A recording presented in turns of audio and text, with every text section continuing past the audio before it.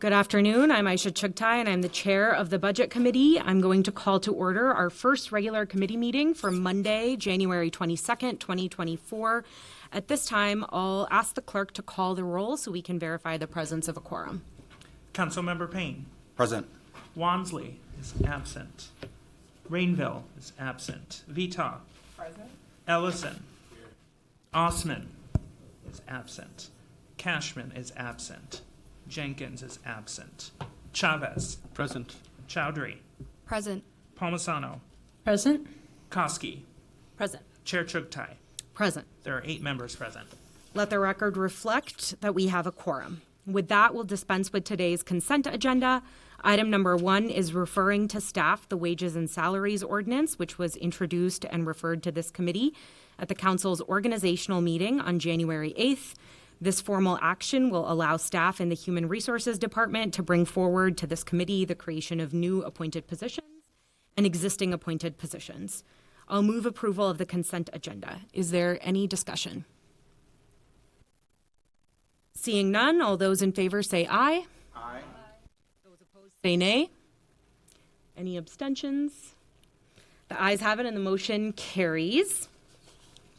With that, we'll move to the discussion agenda. Item number 2 is a report on the 2024-2025 Budget Committee Work Plan. Vice Chair Koski and I will be leading this presentation. I'll start off with introducing this item and then hand it to Vice Chair Koski to present the first several slides. The 2024-2025 Budget Committee Work Plan has been about a year in the making. This work plan was approved by the council last year, and its review, revisement, and adoption is a part of the annual process. I want to especially thank Vice Chair Koski, Melissa from her office, and Jody from the City Auditor's Office for their work and leadership in putting this work plan together, bringing other council offices along, and ensuring the council is fulfilling our job in dutifully and responsibly exercising our power of the purse. With that, Vice Chair Koski, I'll hand it off to you, and Melissa will be managing the slides while we present. Thank you, Council Vice President Chugtai. I just want to make sure that the slides are coming up. I think here they come. Oh, and I think you have a question here from Councilmember Vita. I don't have a question. I just want to quickly acknowledge, Councilmember Rainville asked me to publicly acknowledge that he's at a settlement conference in St. Paul. Otherwise, he would be here. Thank you. Thank you. All right, I see the slides are up, so we will move to the slide. We are on goals and outcomes of the work plan. So the goal of the Budget Committee work plan is to organize the Budget Committee and ourselves to create a process by which it can fulfill its legislative, policymaking, oversight responsibilities regarding all fiscal, financial business as dictated by the City Charter and of Code of Ordinances. The outcome of the Budget Committee work plan is that it continues to fulfill those duties as well. So think of this as our roadmap for what and when we will accomplish work together in this committee. The next slide walks through the way that we have thought about how to put together the work plan, and it follows the basic strategic planning model. So plan, implement, evaluate, learn, adjust, and repeat. You will see this cycle happening within our committee throughout the year on both macro and micro levels. And then the next slide, we'll talk a little bit about the process. So the 2024-2025 Budget Committee work plan was prepared by myself as the former chair of the Budget Committee and the City Auditor's Office, and was modified after consultation with council members, the mayor's office, and key city staff. I worked with the City Auditor's Office to develop the draft 2024-2025 Budget Committee work plan. We briefed council members to receive their input and feedback. We modified the work plan and proposed topics to incorporate their input and feedback. We briefed the mayor's office and key city staff. We then went and modified the work plan to incorporate their input and feedback, and then presented the work plan to the Budget Committee, in which it was adopted late last year. Next, we'll talk a little bit about just the introduction of what is the purpose of a work plan. And, this plan really is to provide a framework in which we organize ourselves as a committee. This will inform us as committee members. It will inform the public and the executive team and other key city partners on what to expect and what we will be accomplishing in this committee. The framework focuses on the following work: the budget committee planning, city council budget priorities, the legislative department budget, financial oversight, and then, of course, the 2025-2026 biannual budget. This work plan that we have here will be moved for adoption next cycle. So as you're listening to Councilmember Chugtai, who will go into more further detail, start thinking about the pieces that are important to you, as we will have the next 2 weeks to think about different ways to modify this if needed too. So we'll dive in a little deeper now of the actual work. So we have the budget committee planning. That's what we're doing right now, is hearing about the work plan. And like I said, we'll have the next 2 weeks to kind of dig in this together with us as committee co-chairs to talk about how you might want to modify or strengthen the work that we're doing together. Then we have our city council budget priorities. So that's us working together to set priorities for this term. Next, we have the legislative department budget. We did this last year for the first time, and so we'll do it. So this should seem familiar. And so this will come before us again, and this is the work that our city clerk and our city auditors have done, and so we'll get that presented to us as well. Financial oversight. We made some updates already late last year, but this is our opportunity to continue to review those throughout the year. And then, of course, the piece that we are all most familiar with, and that is the 2025-2026 biannual budget. I also want to say that throughout the year, we will visit some of the proposed topics that many of you have already given us. And again, we're all ears, but we will be utilizing those as inspiration to bring forward throughout the year so that we can make sure that we are educated and informed as we move into the budget and amendments time and during kind of the analysis of financial policies. Okay, next up, we have Council Vice President Chugtai, who will go into a little deeper dive of the actual work plan. Thank you, Vice Chair Koski. So now we are going to dive into the 2024-2025 Budget Committee work plan. We are going to review the work plan focusing on 2024 specifically, so you can see exactly how these goals and framework translate to committee work in this upcoming year. So starting in January and February, we will focus on budget committee planning. During this time, on the council side, our work plan focus will include review, modify, and adopt the 2024-2025 Budget Committee work plan.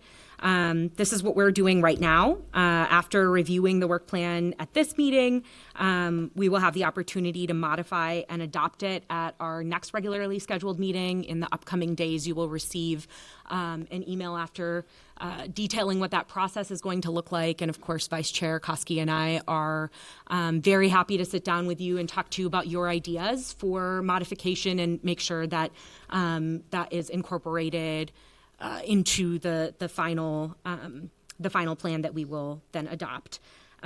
We will also receive a report and presentation on the American Rescue Plan Act. This will focus on the city's ARPA appropriations, their status, and whether or not the appropriations are on target to get the funds out the door by the end of 2024, by the end of this year. We will respond to requests for committee action on personnel-related actions. Can include considering reclassifications, appointed positions, salary schedules, vacation adjustments and salary increases, market adjustments, and more. Request and receive presentations on topical issues, which may include reports or presentations on any topics that are raised by the committee or council members. You'll note that later on in this agenda, we're going to be taking on a presentation that was raised by a member of this committee, Councilmember Wansley, late last term.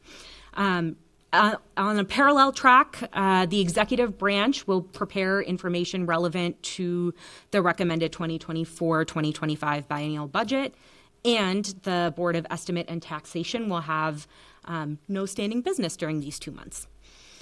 Next, we are going to move into March and April, where our focus will be on the City Council budget priorities. During this time, we will develop, present, modify, and endorse the City Council budget priorities, and then direct the Council President and myself to present them to the Mayor.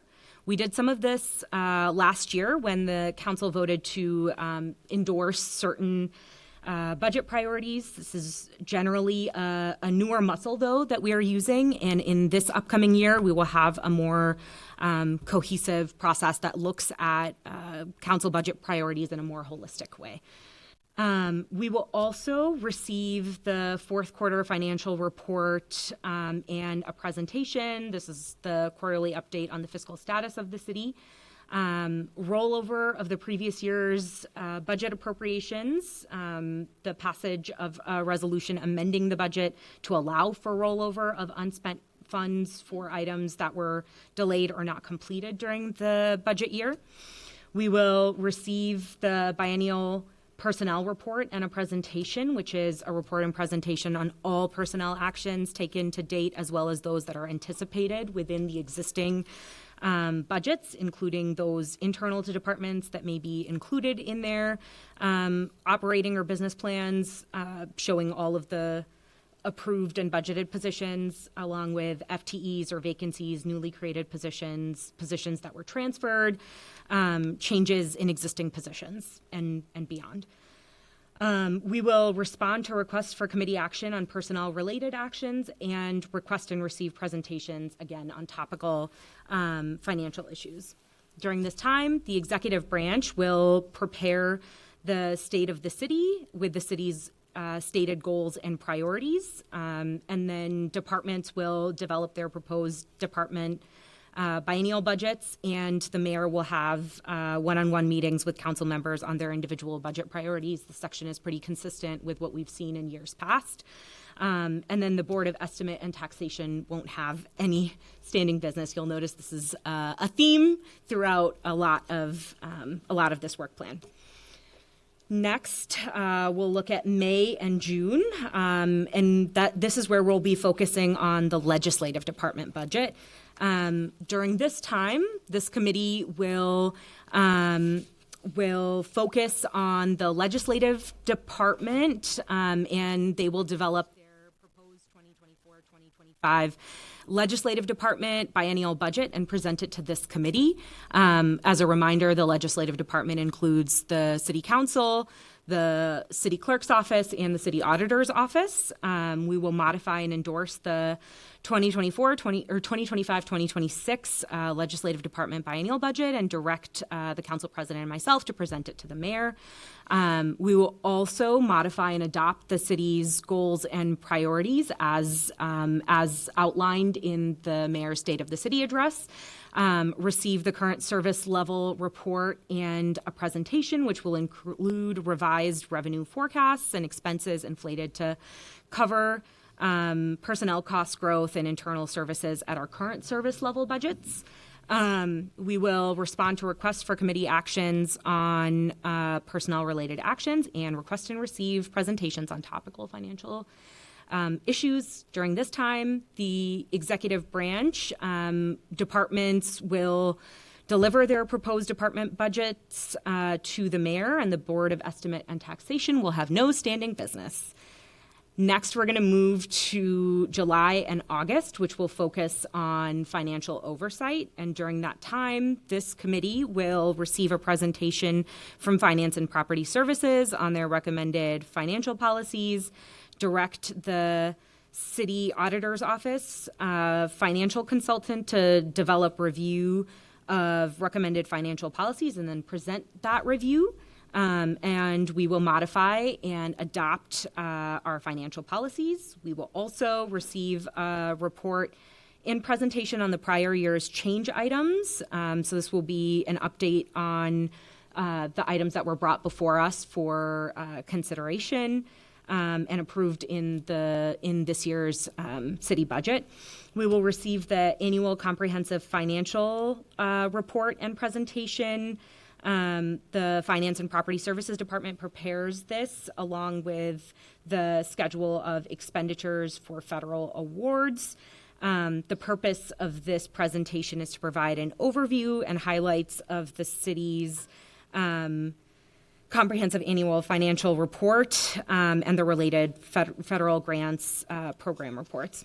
We will receive the first and second quarter financial reports and presentations, respond to, and along with every, just like every other part of this year, we will respond to requests for committee action on personnel-related actions and request and receive presentations on topical financial issues.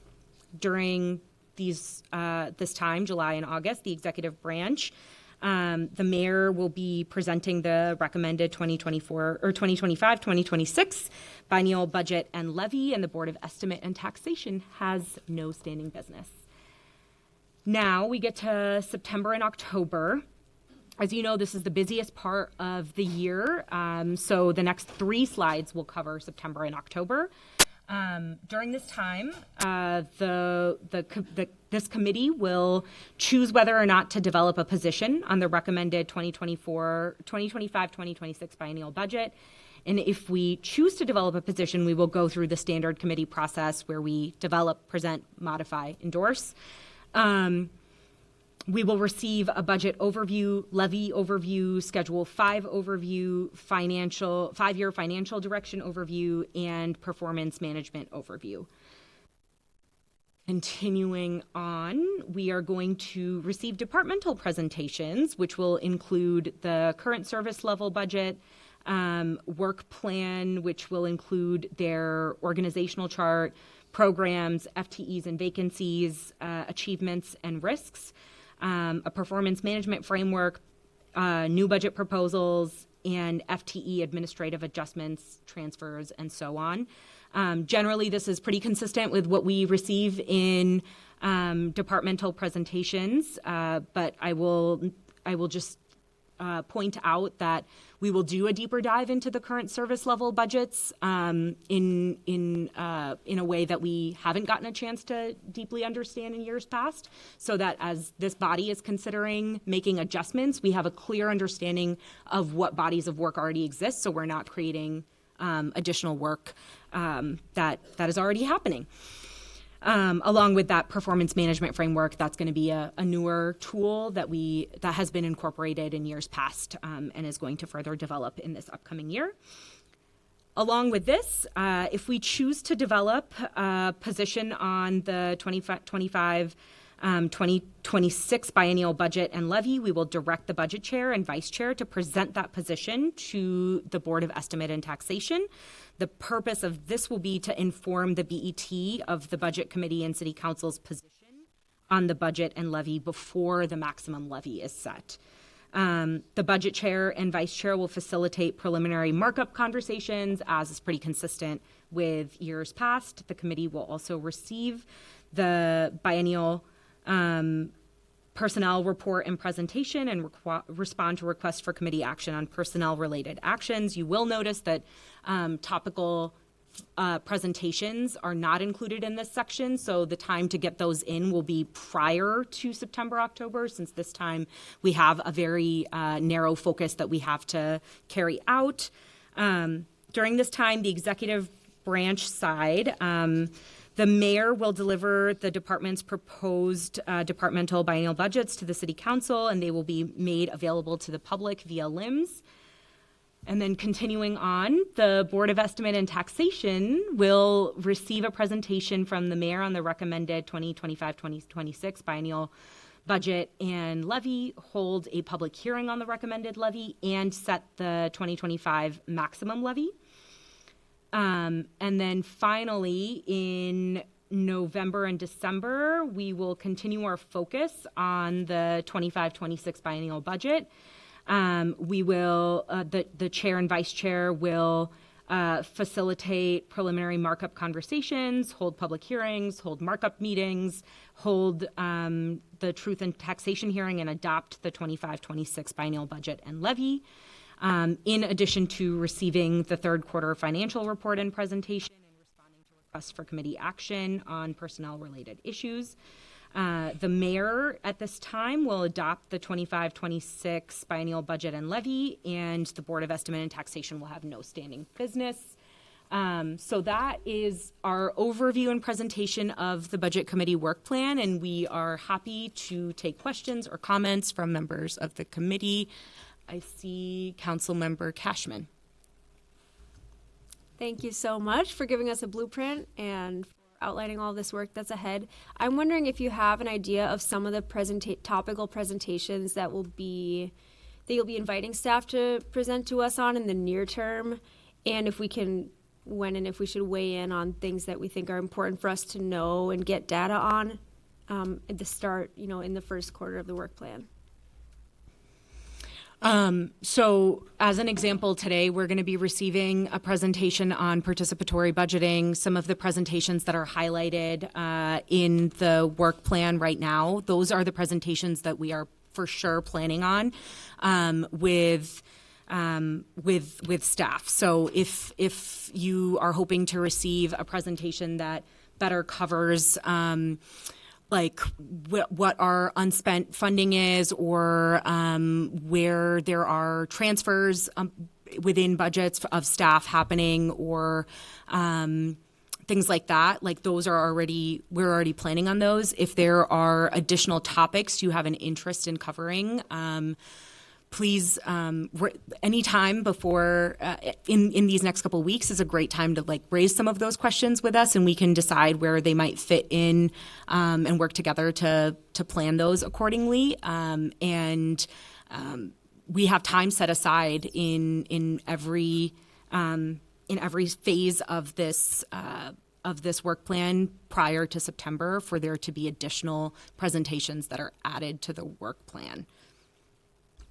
Okay, thank you. So I will raise that with you too. And I also have one more question, which is about the Board of Estimation and Taxation. That was an empty bullet point here. Could you explain why that is?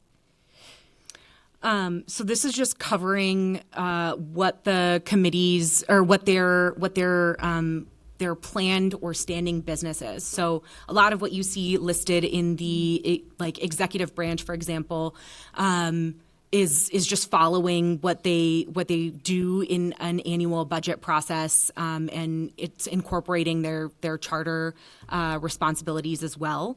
I will note that the Board of Estimate and Taxation has specific business in later on in the year.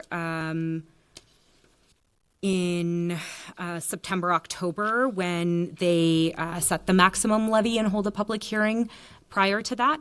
And that's just how they relate to this committee's business. The place where you see the most detail is what this committee has ownership of, and that's our work.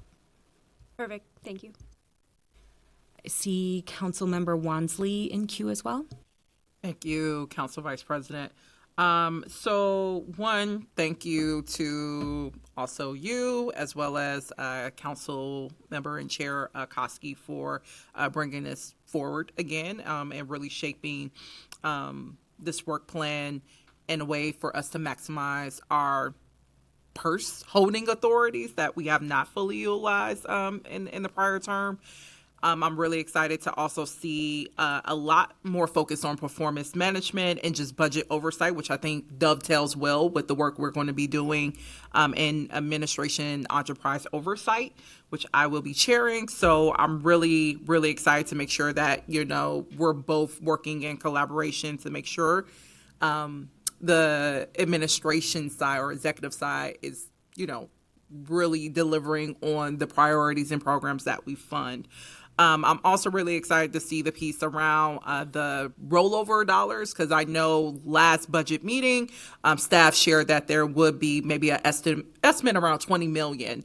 And I know there is a very tight turnaround process for how we can make decisions around that. So I'm excited to get more clarity on how we're going to be approaching that going into March, and how we can hopefully use some of that to support other priorities that our constituents are bringing forward to us.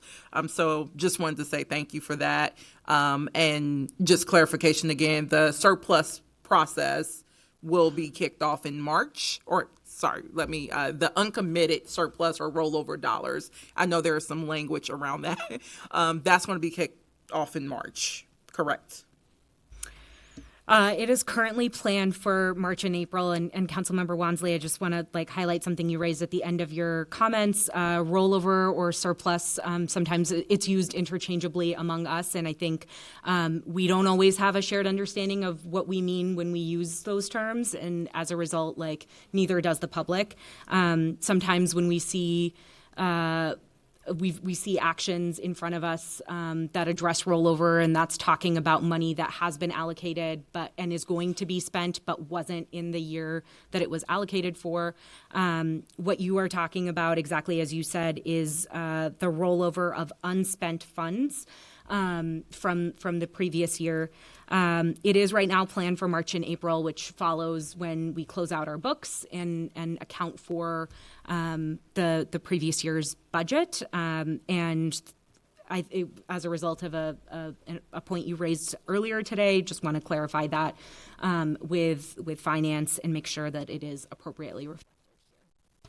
Yes, I'm really, again, excited around how we can maximize some of those dollars. I know typically that has gone into the mayor's administration to be able to delegate to wherever they have decided or feels is best. So it's really good that we have a proactive process where council gets to weigh in on how we want to appropriate those unspent or uncommitted surplus dollars. So really excited to see. I think you all are going to bring some changes to the work plan to reflect that process, and really excited for that. Excellent. Next in queue, thank you, Councilmember. Next in queue is President Payne. Thank you, Vice President Chugtai. I just wanted to say thank you for bringing this forward. I know there was a lot of questions as we were starting this term around what would the body of work be for a standing budget committee, and I think you very clearly outlined that. And I also want to echo what Councilmember Wansley was saying. Is this is a really great venue for more frequent performance management tracking and metrics definition around how our dollars are getting spent, and having a little bit more of a real-time pulse check on the effectiveness of those investments. And so I'm just really grateful for your leadership here. Thank you.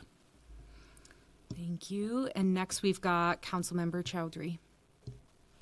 Thank you, Council Vice President Chugtai, and thank you to both of you, Vice Chair Koski, on your work on this. This is really helpful just coming in as a new council member. The budget process historically is when the city council has the most action and our constituents are paying attention to see how we are going to spend their taxpayer dollars. And there's been oftentimes a call that we need to demystify our process, especially as we're moving into biennial budgeting. And I think this is a really good step in the right direction for us to figure that out, both as a body, but also with the constituents and people who work in our city that are really invested in seeing how we are going to allocate our budget every year as a city council in partnership with the executive branch.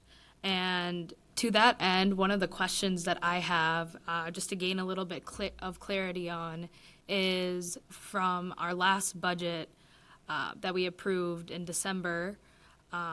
When are we going to get information around how that has been spent? Is that the same as the financial oversight part? I'm really particularly curious on the public safety aid dollars that we allocated this year. Thoughts on when we'll plan on hearing that back.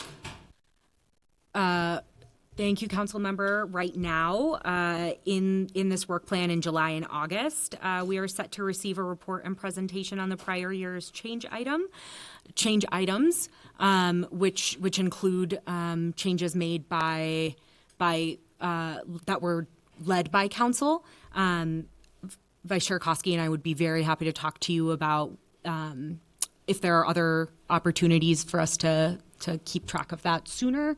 I know that's been of interest to others as well. Thank you. I just had one more. It's on the work plan. Excited to spend the next 2 weeks meeting with you. What's our process, just to clarify, on this body to make changes to the work plan? Are we doing amendments? Are we doing it differently? That's a really great question. You will receive an email from us in the coming days that will outline the process, including just a clear timeline of what the amendments or markup process to the work plan will look like, and like deadlines for getting those in so we can consider them all together. So more to come on that. We know that currently we are planning on modifying and adopting at the next meeting. Thank you.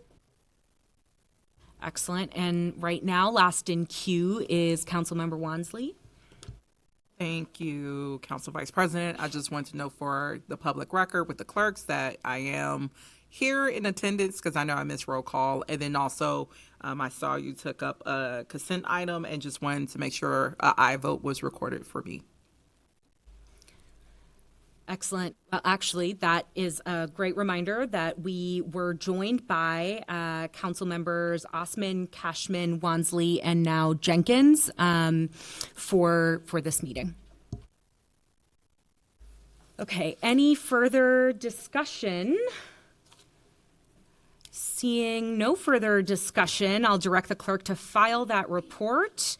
Next, we'll move to item number 3, which is a report providing a high-level overview on how to integrate participatory budgeting into the Minneapolis budget process.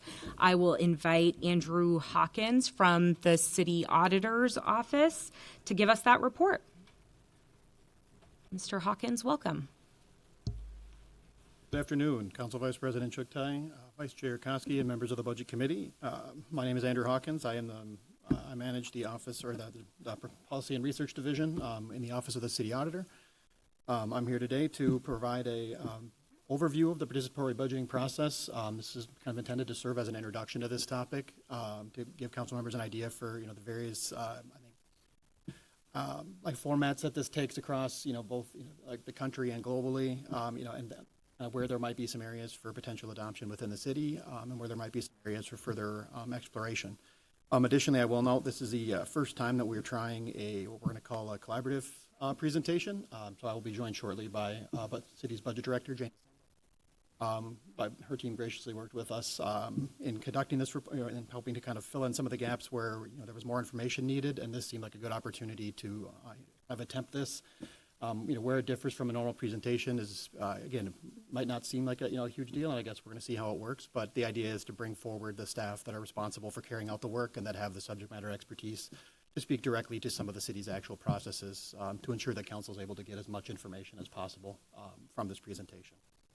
So with that, I'll begin. Participatory budgeting in its kind of, I think, current and truest form, as most people know it, began in Brazil in the 80s. It was kind of stemmed from a desire from residents to become more involved in the process, to help guide, like where dollars were going, and kind of and see some, I think, more connection between the government and its population. It was initially deemed fairly successful. It was adopted fairly widely in Brazil, at which point over the last a couple decades it spread fairly significantly across both the world and the United States. There's at least 29 U.S. cities that currently employ some form of participatory budgeting. Currently in the state of Minnesota, I believe Burnsville is in the kind of the, I guess, initial stages of developing a process, but at least as far as what I was able to learn, that there isn't anybody that has a fully formalized participatory budgeting process that's been implemented.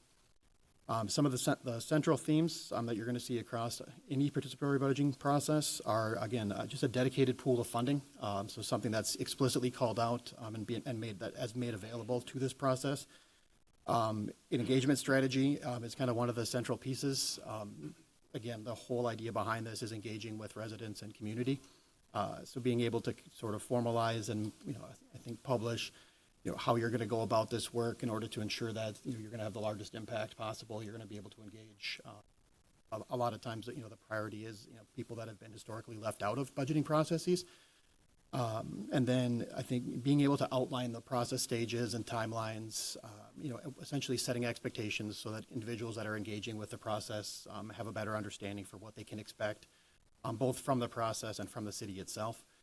This is kind of like essentially any, engagement, effort with community. That's one of those where you really only, you don't get many shots at it before it can start to lose credibility and lose. Once you lose buy-in, I think it kind of undermines the entirety of the process. So making very clear expectations, both from, I think, the government side and from the, what the government, side expects from residents who want to be involved in the process is a critical piece to establish right up front. Looking at previous efforts in the city, so in 2017, there actually was an ask from council as part of the budget process. I went to a number of departments, but essentially just asking them to look into this, what would it, sort of a version of, what I'm here talking to you about today, but from the staff side. So I think what was asked was, what would this look like if we did this in Minneapolis? Would it be viable? What are some things to know? And I think, with the goal of sort of establishing kind of a framework, across these departments that would be involved in bringing that forward to council. Again, through fairly deep scouring of limbs, I cannot tell you what happened to that actual request. The one thing that we were able to find, there is a participatory budgeting playbook that was created from, I think, the finance department was a primary driver, but I believe there were some other groups that were involved in as well. Basically, what that provided was just a very kind of high-level overview for what they felt would be some of the structure at the time in terms of what this might look like if it was going to go forward and have success. Going from that to looking at existing comparable programs in the city, there's just a couple that we wanted to highlight. The first of those is CLIC, the Capital Long Range Improvement Committee. This is a 33-member committee, 2 seats per council ward and 7 at-large seats that are appointed by the mayor. They're responsible for review of all capital budget and all capital budget items, and they provide recommendations that inform both the mayor's budget and the budget that is moved forward by council. The other kind of somewhat comparable piece that we have right now is through NCR, and that's the 4 programmatic funding areas that they do in collaboration with a lot of the neighborhood organizations and neighborhood-based service providers. These include the City Neighborhood Network Fund, which is a fund that distributes things. I think the allocations are done consistently across neighborhood orgs. We have the Equitable Engagement Fund, which is the largest fund. It focuses on 3 criteria. That's, I believe it's calculated poverty, cost burden, and gentrification of a neighborhood. So that one's intended to help neighborhood support. There's a partnership engagement fund, which is primarily used to engage with community-based organizations that provide service within a specific community. And then they have the collaboration and shared resource fund, which is that one, the main and it is to essentially help foster collaboration between the groups themselves, if the groups, if there's any of the groups that are going to contract into a larger group, things of that nature. Jumping from there into the landscape, just to get an idea for some of the places around the country that have been doing this. For the purposes of the presentation and the report, we have selected 3. As I said previously, there's over 29. It includes Phoenix, Hartford, Seattle, Portland, Oakland, Philadelphia, Nashville. So, this is something that we're seeing. It's not limited to any specific geographic region.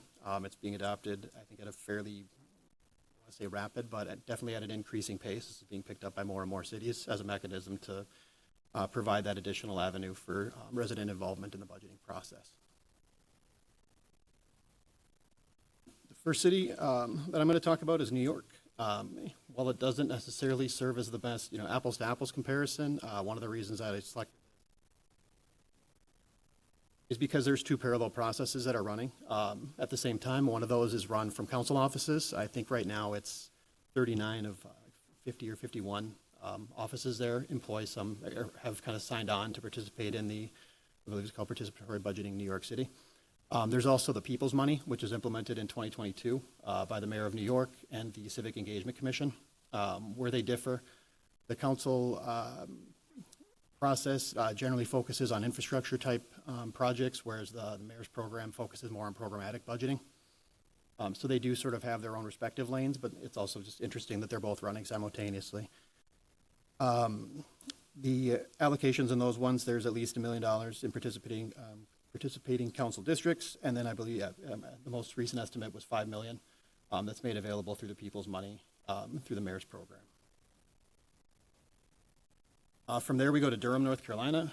The reason for this is just, again, to illustrate that, New York has a program, that, like this really, these programs are scalable, depending on the needs of residents, depending on this, I think what the city is actually, is looking for, what they want to accomplish. So it doesn't matter if it's a city of, 100 people or a city of 100 million people. It's something that can be adapted to serve the population. The Durham one is fairly recent. It was adopted in 2018. They're currently on their third cycle. The allocation when they launched this was $2.4 million. The scope for this one was projects with one-time expenditures that address community need. It can include physical infrastructure, technological improvements, and community enhancements. I believe one of the other conditions for this was that it couldn't require, bringing on additional staff, so it had to be something that the city was able to do with its current existing resources. And then something that I actually forgot to note in the previous one was who can participate. This was something that, again, was fairly unique across all the cities, but one of the things that we definitely saw is that usually it's, goes down to, a fairly young part of the population that's able to participate. I think New York, if I jump back, New York's all residents, regardless of immigration status, like 11 or older, are invited to participate. In Durham, we saw it slightly higher, but the same criteria apply. It was residents. And then I think we see the same thing with Denver in the coming slide. One of the reasons for this is that I think a lot of these programs, what they're trying to accomplish in the community, there is a youth component to it. So the cities made the decision that if that's the outcome that they want to see, then they need to involve that part of the population in the process in some capacity. Jumping to Denver. The Denver Participatory Budgeting Project, it began in 2017 just with a briefing to council, much like this one, and that kind of kicked off the initial cycle. They developed a community guidebook that was intended to serve as kind of that, I think, roadmap for both the city, the council, elected officials, as well as residents, in understanding how this process was going to move forward, what the expectations could be, what the timelines were, what was going to be allocated, what projects qualify. And they attached a $2 million allocation to that. I believe they just finished that initial cycle very recently as well. The scope of that one was neighborhood improvement projects, as well as infrastructure funding. And then this one, age or older, regardless of immigration status. So again, that's something where we do see it varies, but it's fairly consistent in that there's not a formal, like voting age requirement for these programs. The timelines and evaluation. This is something just like many of these other pieces where it's scalable depending on the needs of the specific city, and what the size of the city, the allocation of funding, whether or not they're doing it on a citywide basis versus doing it ward or district basis. So I think as you add in those layers of complexity, it can bump out some of the timelines that are necessary to execute. We see in New York, again, that participatory budgeting New York City is, again, that one's a little unique where it starts in October and it actually carries over through into the new year, all the way through June. Period concludes. We see, meanwhile, the parallel program, the People's Money, is a September to June. So again, they're on fairly similar timelines, but both of those do roll over. I believe they're on a version of a biennial budget. So something where there's, could be some there. With Durham, the timeline that I selected to show was just for when they implemented.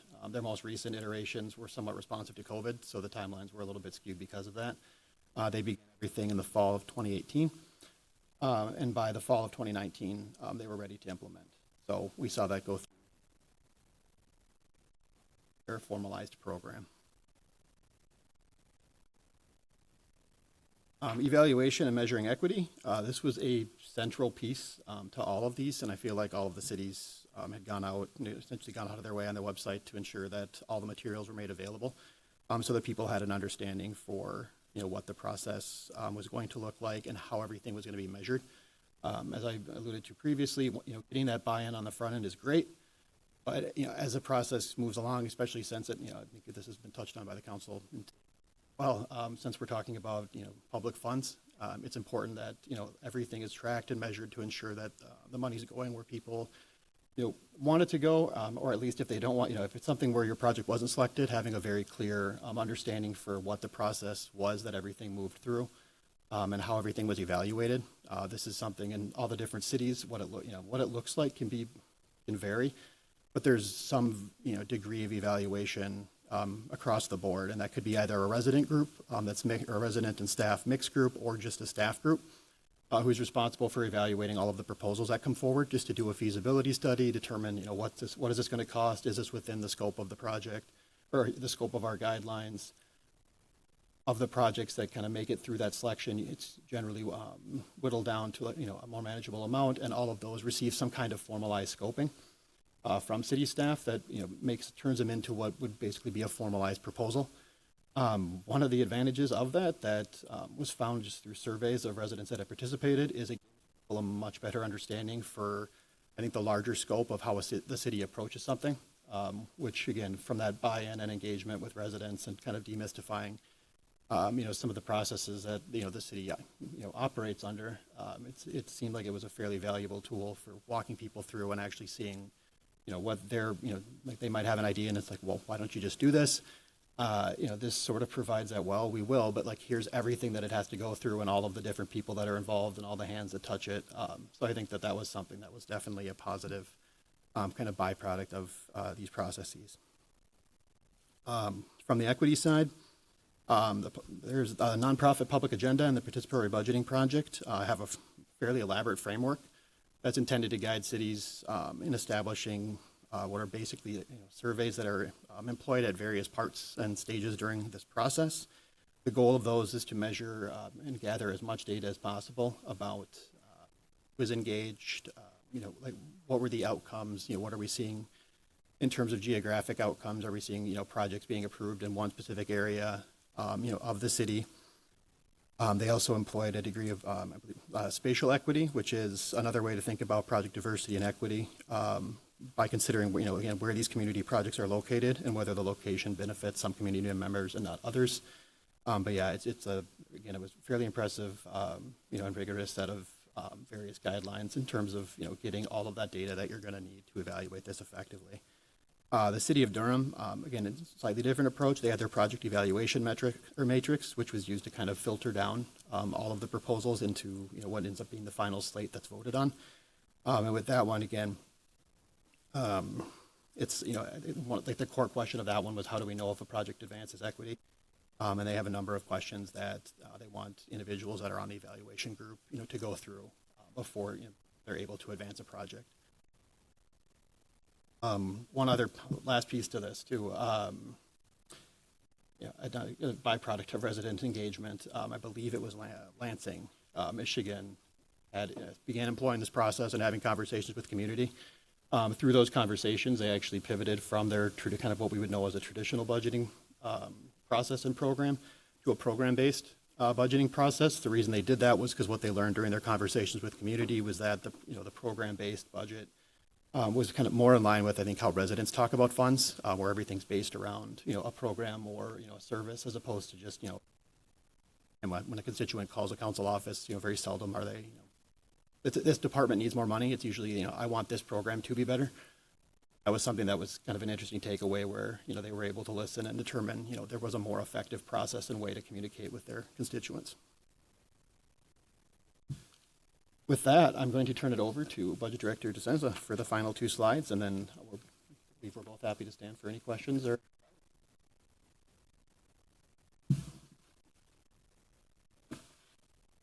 Hello, everyone. Council Vice President Chugtai, council members.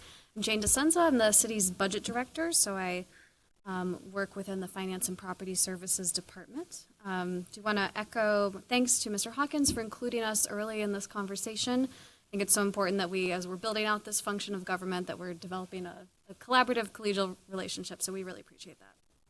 So I'm really here just to discuss two pieces of existing work that are tied to the concepts around public engagement and participation in the budget process. One of them is ongoing and one's a newer endeavor, so I'll just briefly speak to those. So you've already heard a little bit about the Capital Long Range Improvement Committee today.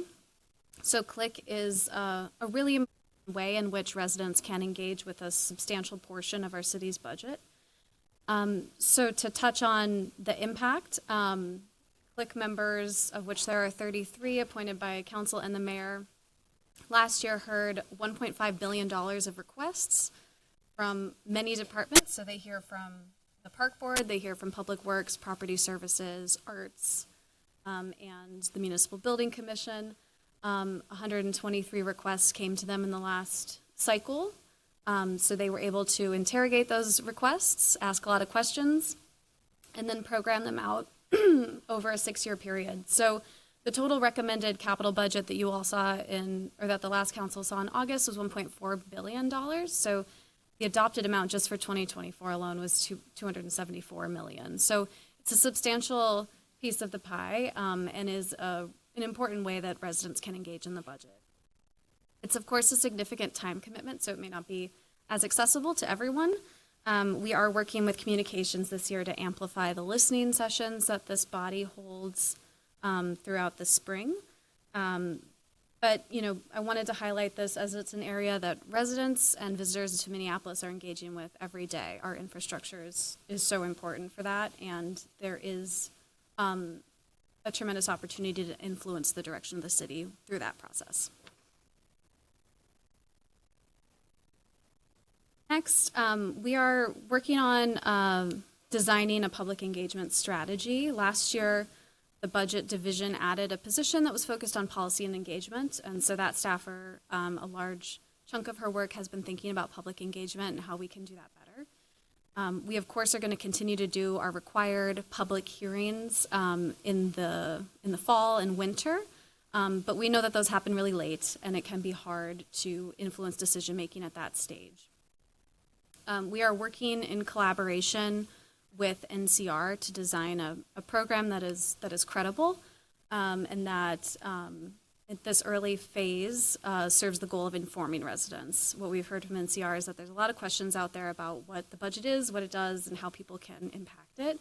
And so in this sort of curated pilot phase, we're going to work on the inform goal that's laid out in the IAP2 continuum. We're working also with IT to design some technology solutions to help us share back that information. So participants will be asked to rank the mayor's and the city's priorities using a very simple ranking tool. We'll also use technology to educate them on the trade-offs questions that you all have to wrestle with as policymakers. So the idea here is really building empathy for the budget process, and using technology to record that information. So we're in the co-creation phase with NCR, so I don't want to get too far ahead of it, but we will be identifying a couple cultural groups to work with us in this pilot phase to test this out, and that should happen in the next couple months. And then we will be developing a communication strategy with our city's communications department to share out information about that and from that. So with that, I think I'll stop there and we can both stand for questions. Thank you both. So we'll open up discussion now. I see Councilmember Wansley in queue. Thank you, Council Vice President. Also, thank you, staff, for this presentation. I authored this motion last year because it's very clear our residents want to be more involved in the city's budget process and getting a say in what the city prioritizes. And I know on council we receive hundreds and hundreds of emails and points of contact from our residents looking to engage in our existing budget process. And also beyond that, residents are constantly showing up year round, telling us what they're passionate about. And that could stretch from road infrastructure to what we're doing with city-owned properties or around public health and social service needs that they would like to see be supported in their communities, and also just other specific solutions. And as you highlighted with some of the examples like Click, for instance, we also have lots of residents who volunteer their time and their energy to serve on the city's appointed boards and commissions. So all in all, we're really blessed within the city of Minneapolis to have such an engaged public that wants to support this council and the legislative body and its, allocation authority around our city's resources. And just really trying to figure out, and I'm glad that you brought this up on the administration side or executive side, but how on the council side we can be more intentional of if it's a pilot or figuring out a way to equitably involve our communities in how we do this work and do it more proactively than just like November and December. So I'm really excited to work with our budget chairs to really think through how we can integrate either some pilots or initiatives on the council side that goes beyond just Click, as well as our NCR funding initiatives that you outlined, so that we're also kind of reflecting what's happening on the executive side. So I at least just wanted to name the intention of how we got there. I think everyone has been contacted multiple times over if you've been involved in organizing work around why the city does not do participatory budgeting. And so I'm really glad that we have a presentation. Good to know there was somewhat initiated conversation back in 2017 and to kind of revisit next steps. But I did at least want to have like 2 follow-up questions because I'm thinking through like proportionality of with New York, for instance, the mayor allocated or the simultaneous project processes, it was like $6 million. I think the mayor's had $5 million. The council, it seemed like it had $1 million. What was that percentage of the total budget? Councilmember Wansley, members of the committee, that's actually a very good question, and I was writing that down before I came up here, and I can't find like wherever I made my notes. So, but what I can say is the participatory budgeting project, which is sort of the nonprofit entity that is consulted by municipalities on this topic, across the country. They've said that it needs to be anywhere from 1 to 15% of a city's budget is kind of what they recommend to be allocated. From the per capita, on a per capita basis, I cannot remember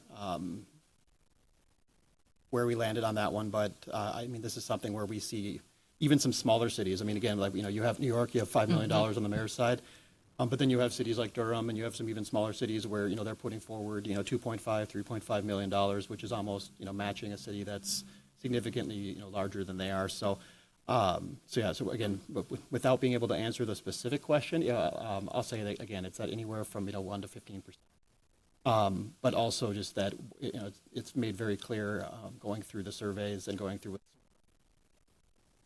from analysis of how successful various cities have been is just being incredibly detailed and descriptive with what is available.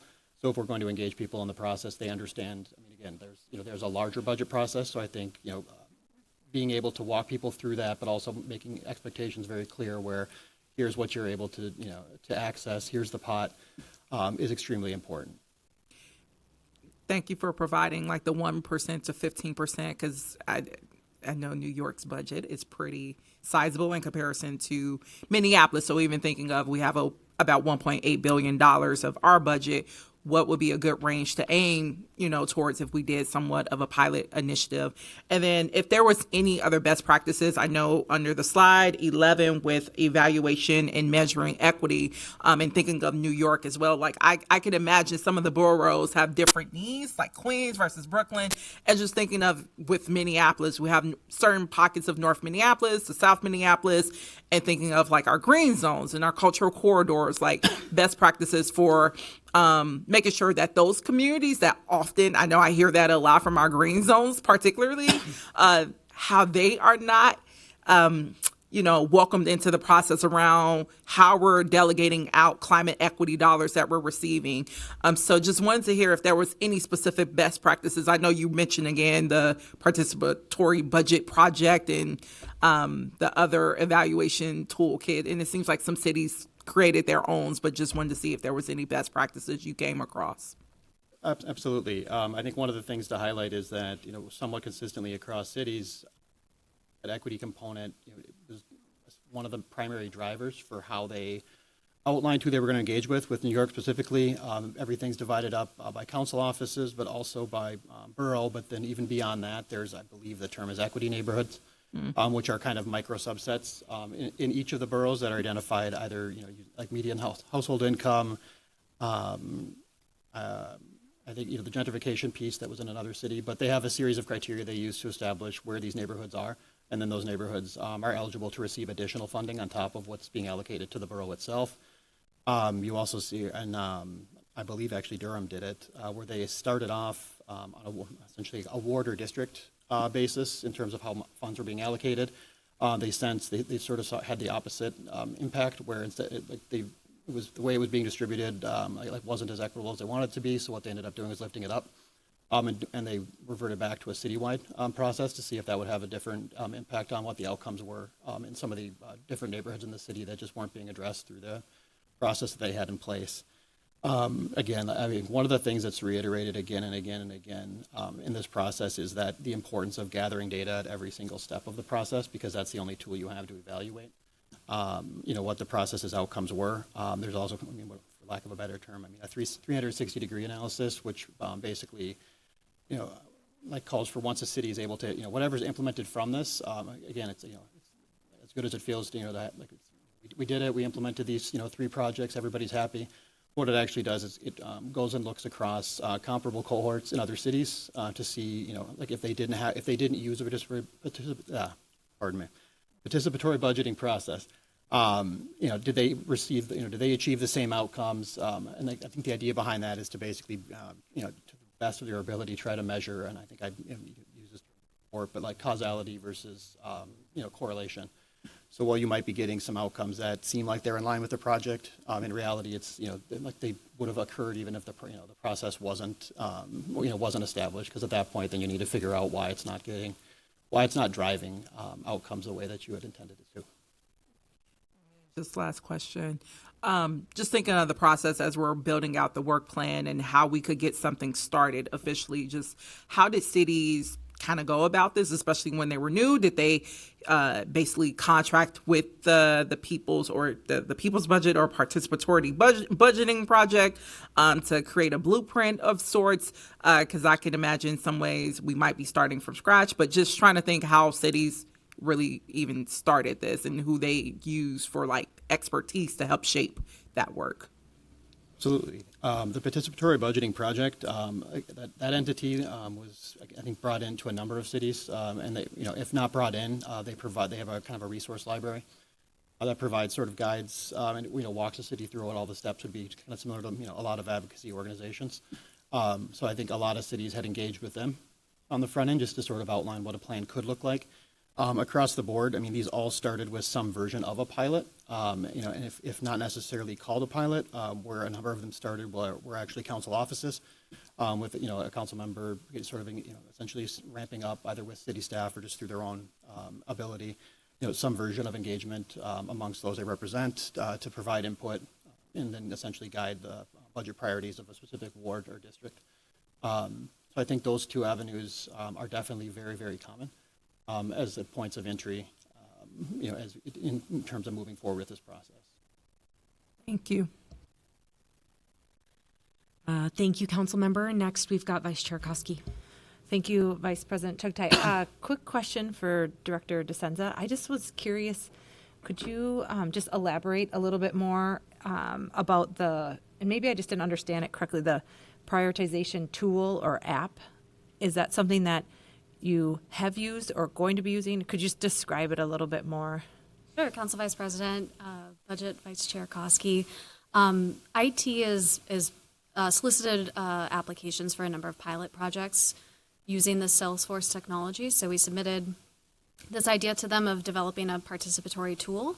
And so we've been working with them since then to flesh out some prototypes. So they're still very much in the works. We have a meeting tomorrow to look at some examples. But it'll be a relatively simple online tool that we can use at these sessions. So it'll show a Budget 101 off exercise as well as a ranking of priorities that we can set.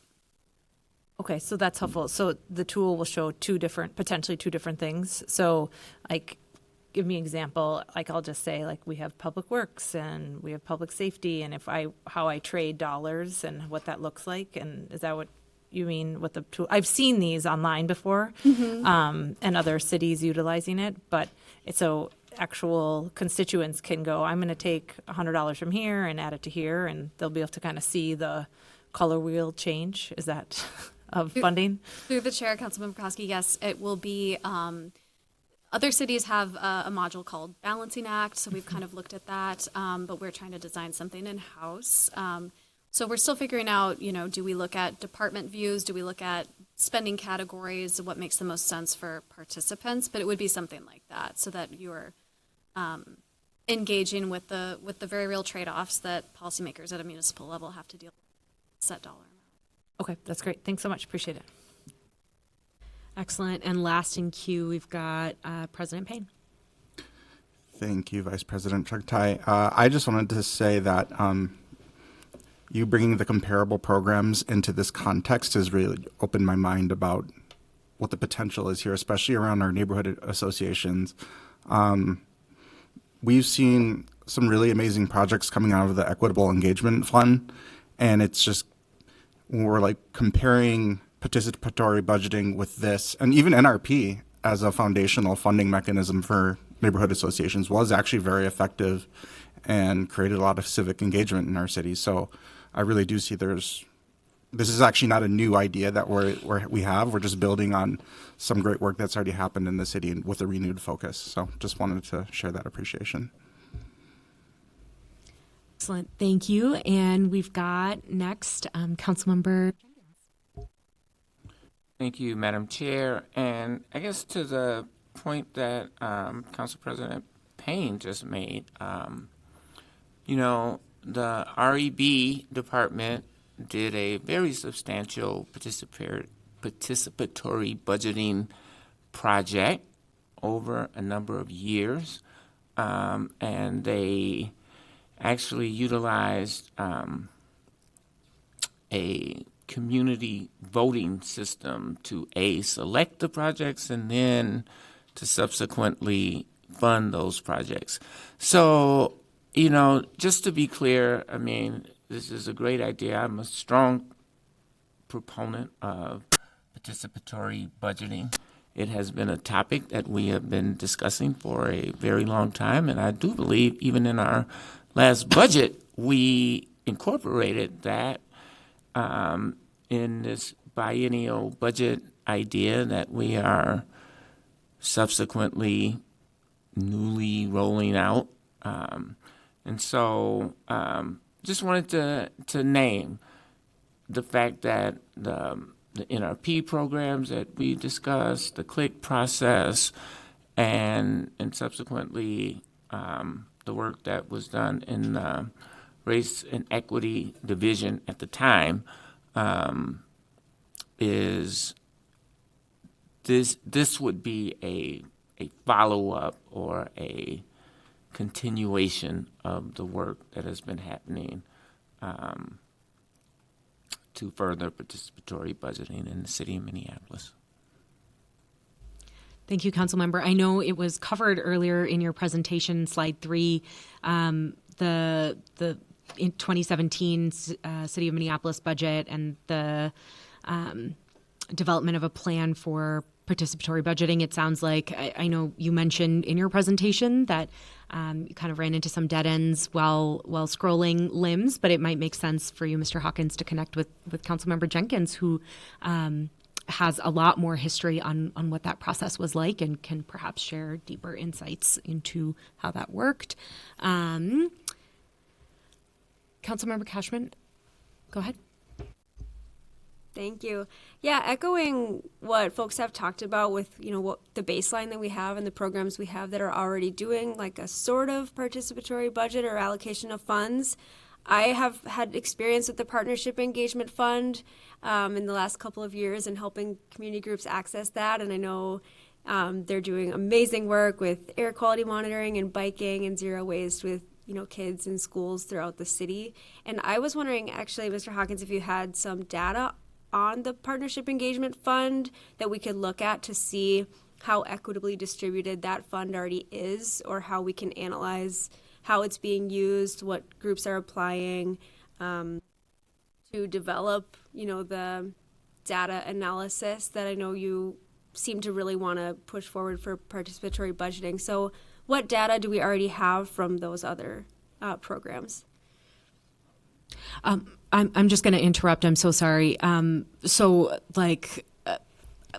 The Partnership Engagement Fund and the NCR programs that Mr. Hawkins outlined in his presentation, and specifically your question about data coming out of the Partnership Engagement Fund, Mr. Hawkins won't be able to, I'm going to venture a guess, and you're welcome to correct me if I'm wrong, won't be able to dig into a lot of data around the Partnership Engagement Fund. That question is best sent to NCR, the Neighborhood and Community Relations. I will note, though, last year in the Public Health and Safety Committee, there was a presentation that NCR did on the Partnership Engagement Fund and specific data coming out of that. So we'll see if we can dig that up and get that sent over to you so you can ask NCR some specific follow-up questions if you've got them. Sounds good. Even Council Vice President Chugtai and Councilmember Cashman. That is correct. I don't want to necessarily speak on behalf of NCR. However, we have engaged them on this. So I'd be more than happy to, whether it's another collaborative presentation or just, if there's another ask, to work with them to provide whatever would be helpful to council. But I think that, Minneapolis is, I don't necessarily want to say it, some of the versions of this exist, across the country, but it's in a good position, through the neighborhood organizations. I mean, there's already entities that are doing work either, it might not have the formalized label of participatory budgeting, but it's a version of it. And so I think that, I think that was one of the things that's mentioned in this, the academic research around this, is just trying to be respectful of the time commitment from residents to engage, which is, generally people out of the process. So knowing that there's already residents that are, providing time, and volunteering their time, or whether it's, we have these avenues that exist. So I think one of the initial, certain things might just be figuring out, how to.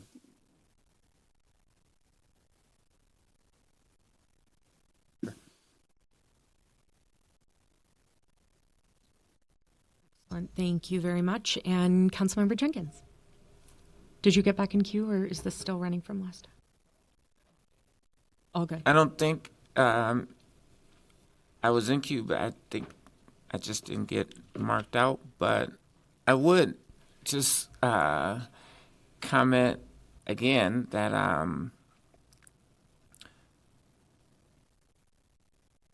the equitable engagement program is designed, the whole intent is to be equitable.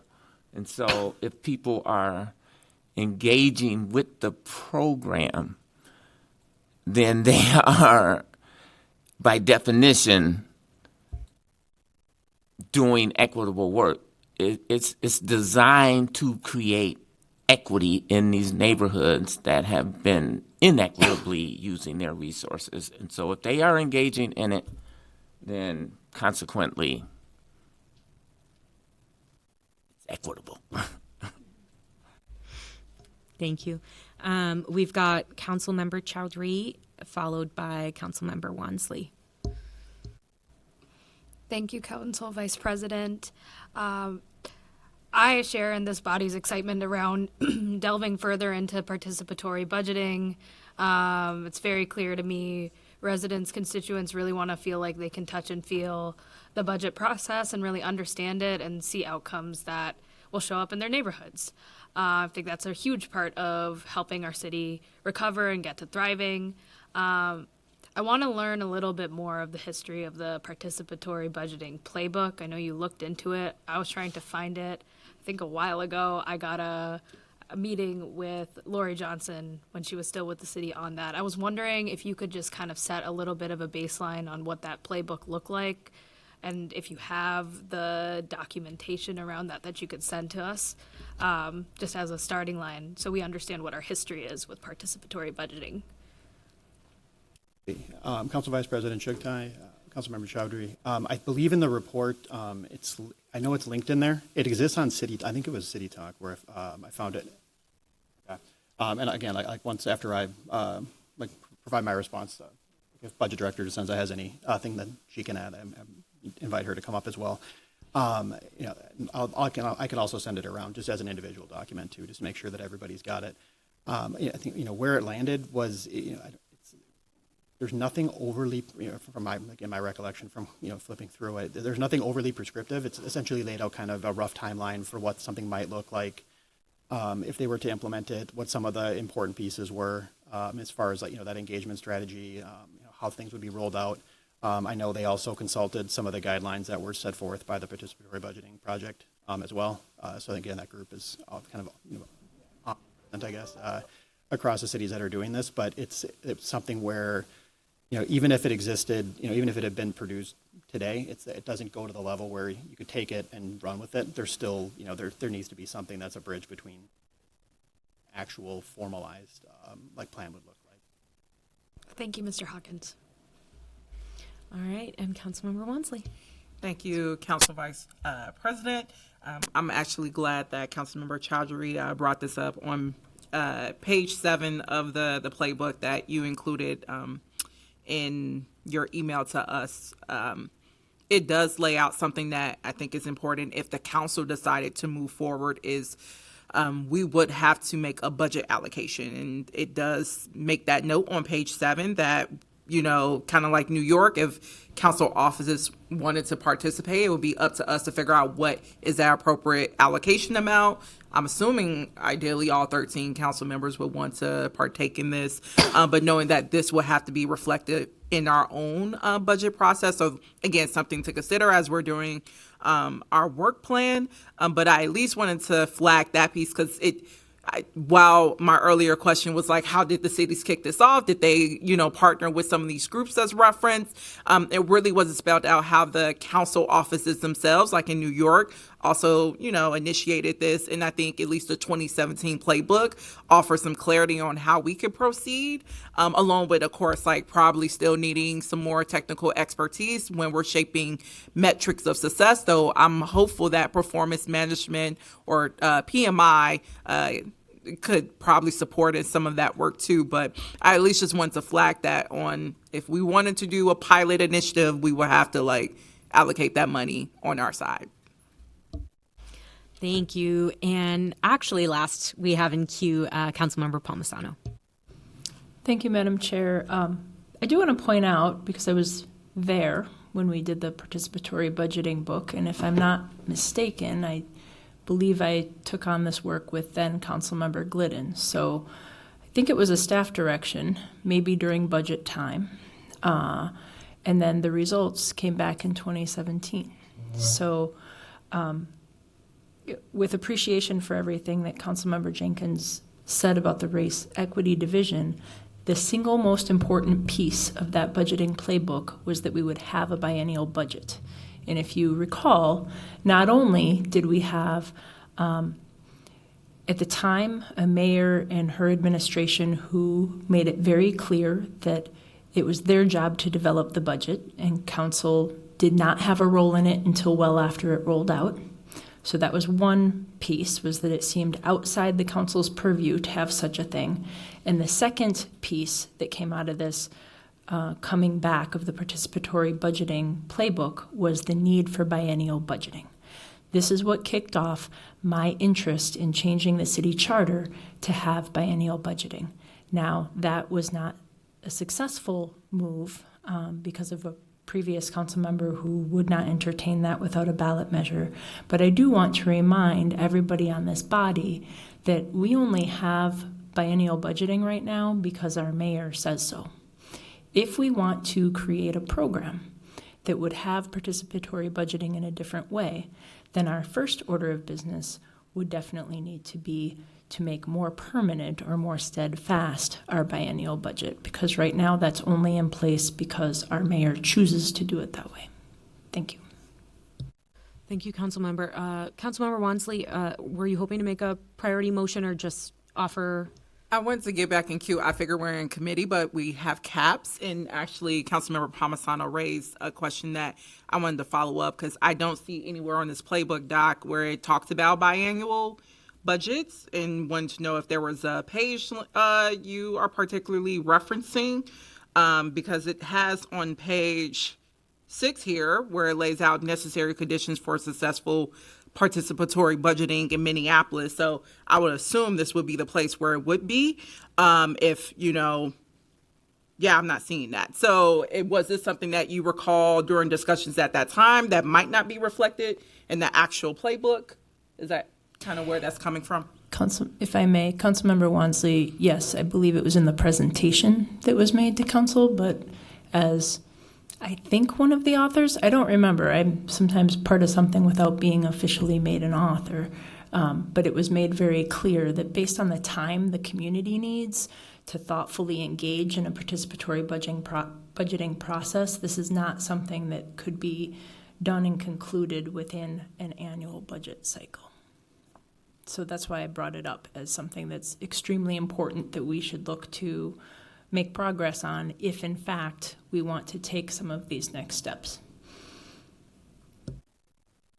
That's interesting. Yeah, definitely want to take some time with the original playbook. It seems like from your research also there's other cities that do this process simultaneously without a biannual budget too. Again, it seems like what was illustrated here and in your presentation is on the legislative side, we would then have to make a budget allocation around it. Of course, figure out what's the, roadmap or blueprint that we want to do, and maybe it builds upon existing programs. But I at least want to get clarity on what you raised because I did not see it in the playbook. So thank you for offering that. And that's all. Excellent. Any further discussion? Colleagues, thank you so much for engaging in such a thoughtful discussion about participatory budgeting. And there is going to be more to come on this. Seeing no further discussion, I will direct the clerk to file this report. And with that, we have concluded all business to come before the committee today. And without objection, we stand adjourned.